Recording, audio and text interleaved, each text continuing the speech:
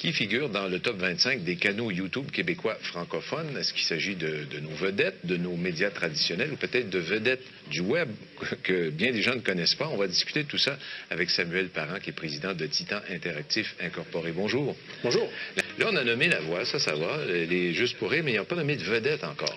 Non, la première vedette qui nous arrive en 5e rang, c'est François Pérusse. L'humoriste. Qui, lui, ne manque pas de contenu. Non, ça c'est sûr. A commencé à publier ses contenus depuis longtemps, mais depuis récemment, beaucoup plus régulièrement. Puis c'est ça qui fait le succès dans ce classement-là, c'est de publier du contenu régulièrement et fréquemment.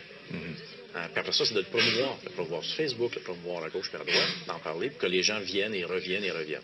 Et les deux sont complémentaires. On ne peut pas se contenter d'une présence sur Facebook. Il faut avoir les deux. Exact.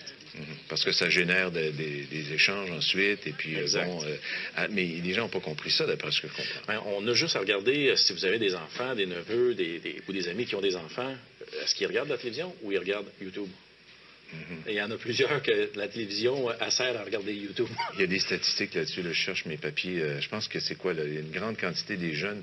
Je pense que c'est 60% des Québécois de plus de 2 ans qui regardent YouTube régulièrement. Des réguliers. 60%. Quotidiennement, utiliser YouTube, 60%.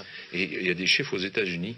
Quand on parle de pénétration pour les services vidéo aux États-Unis, de la télé intelligente, YouTube arrive en avant de Netflix. Oui. Parce qu'il est gratuit. Et la quantité de contenu est variée dans les sujets, dans les longueurs. Mais le chiffre est impressionnant, ça touche 94% des usagers. Des usagers de télé intelligente. Donc, c'est pas la population complète, mais les prochains téléviseurs de tout le monde, ils seront intelligents. Alors donc, on a du chemin à faire au Québec pour développer ça.